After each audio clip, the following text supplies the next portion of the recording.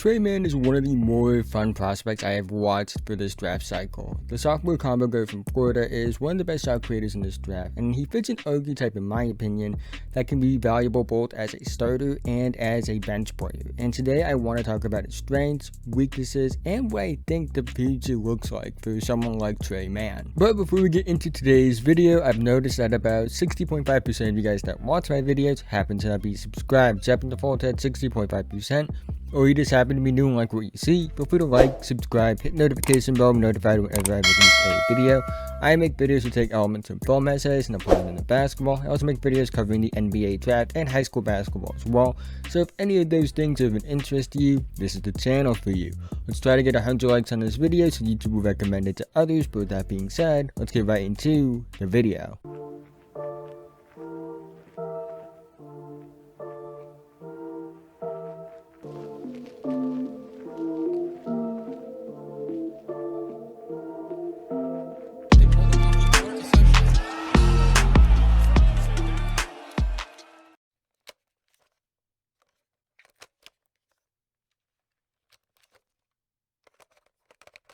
Tre Mann is from Gainesville, Florida. He played his high school basketball at the Village Charter School. He was ranked 24th by Rivals, he was ranked 12th by 24/7 Sports, and he was ranked 33rd by ESPN.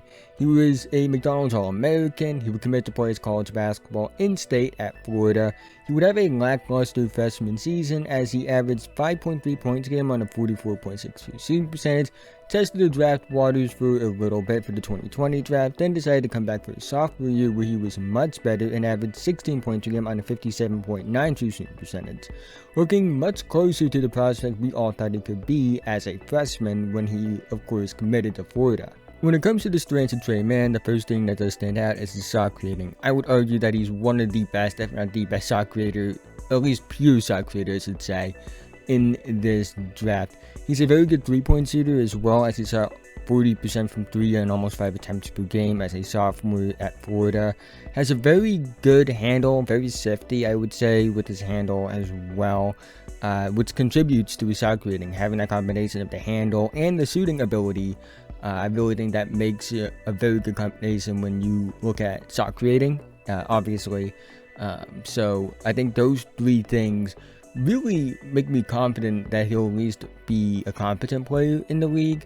He has some passing potential as well, I would say. It's not like he's just a scorer. Definitely more emphasis on the word potential than anything, substance-wise, in my opinion at least. 3.5 assists per game, the 2.8 turnovers per game. Again, you can't really attribute assist to turnover ratio strictly as a passing stat because it doesn't tell the full story, because there's more than just passing turnovers. But I definitely, when watching him play, I definitely think that there were flashes more than substance of his passing ability. But I definitely think that there's enough potential there to put it in a potential strengths section of a evaluation. He has a very good frame for a guard as well, 6'5", 190 pounds. This is a frame that will give him versatility, I would say, to play both the 1 and the 2. A little bit bigger or a little bit taller, I would say, than the average point guard, but also probably average for a shooting guard. And I think having the handle, having the passing potential, having the shot creating ability, that will all make him somebody that is able to play both guard spots, both from a physical and a skill standpoint. And overall improvement. He showed a lot of improvement, both statistically and from just watching the tape.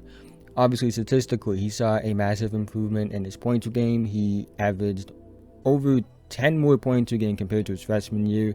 Averaged almost 5 more rebounds per game compared to his freshman year. He averaged almost 2 to 3 more assists per game compared to his freshman year. His efficiency was significantly better across the board. Field goal percentage, 2-point percentage, 3-point percentage, free throw percentage, and true shooting percentage. All of it showed a lot of improvement, so I'm very encouraged by that side. And he's a pretty good rebounder for a guard as well. He averaged almost 6 rebounds per game this season as a guard. Again, that could be attributed to him being, a taller point guard than average at 6'5".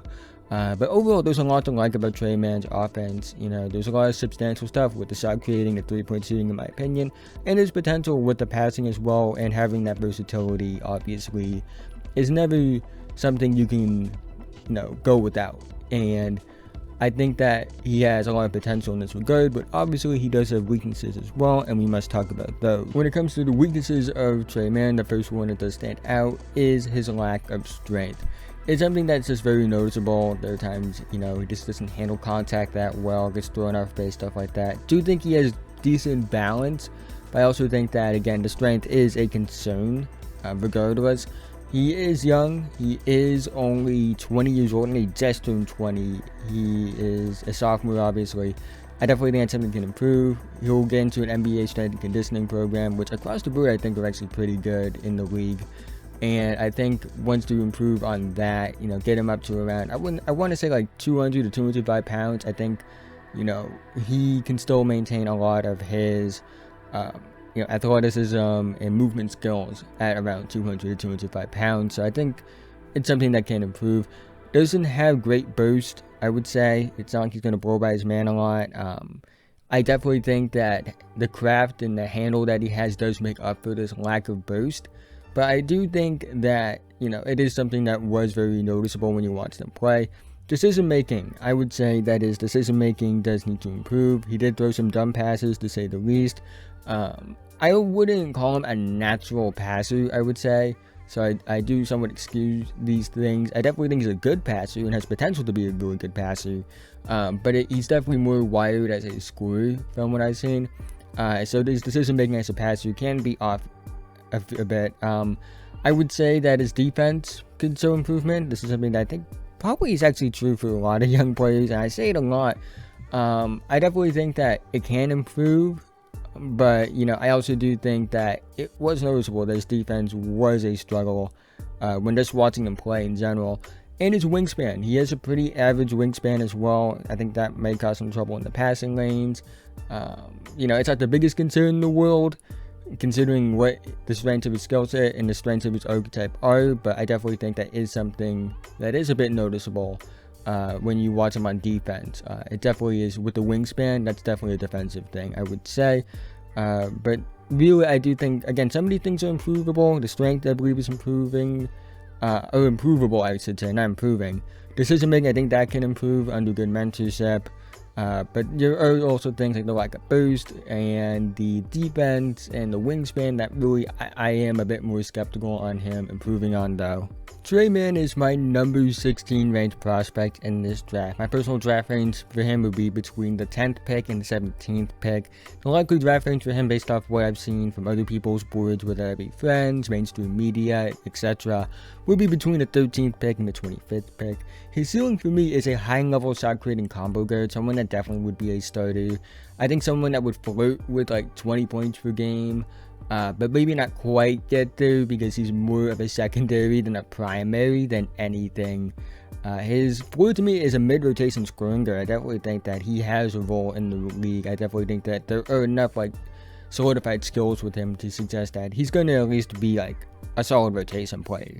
Team fits for me, we'd love to see him with the Washington Wizards. He could learn from guys like Russell Westbrook and Bradley Beal. I definitely think that would be something that's very good for him, in my opinion. I know people like to question Russell Westbrook and like his on-court stuff, like the decision making on the court, stuff like that. But from all accounts, from what people have said, he's a great teammate and someone that people can learn a lot from. Victor Oladipo, when he had his breakout year, said that Russell Westbrook was a great mentor for him when he was in OKC. So I definitely think Tre Mann can learn a lot from a guy like Russell Westbrook, and definitely Bradley Beal, who definitely you can tell that there are, I wouldn't say similarities, but you can definitely say Tre Mann does probably watch a decent amount of Bradley Beal's tape, just based off some of the stuff that he tries to do. New York Knicks, they could use a shot creator like Tre Mann. I definitely think he'd be available in that range that they're probably picking in. Somebody that can create his own shot, get his own bucket, has potential as a passer, but, I definitely think that they could just use a guy like that. I know they have Emmanuel Quickley. I think he can play that role as well, but I definitely think you can play Tre Mann and Emmanuel Quickley in the same backcourt. Atlanta Hawks, just getting another creator. Daniel Gallinari is obviously not going to be there, probably long term. He is a bit older. Bogdan Bogdanovic. Obviously, you have guys like Cam Reddish and DeAndre Hunter, who I think have potential.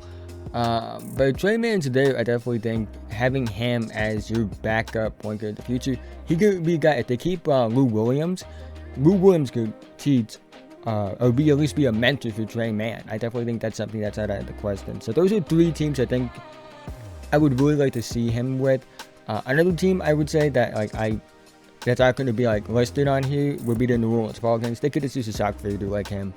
But I definitely think that teams picking in that 15 to 20 range are likely going to be looking at him the most. I definitely could see him going late lottery, maybe even late top 10, but I definitely think that 15 to 20 range is definitely more realistic when it comes to where to expect Tre Mann to go. But that is the end of this video. If you've made it to this point, thank you so much. Again, if you haven't already, like, subscribe, do all those things, be a big help to me.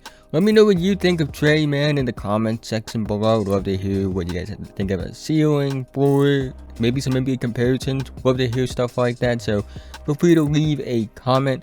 Also, make sure you go subscribe to my new main channel where it will be focused on the basketball film essay style content that I like to do. Links that in the description below. We just got over 200 subscribers on that channel. Let's see if we can get that maybe 300 subscribers. I would really appreciate if you would go subscribe over there. If you have more time, go watch the video. A lot more just straight up draft content now on this channel, as I did move a lot of my basketball film essays over to this new channel. So if you have more time, go watch another video. But with that being said, have a nice day.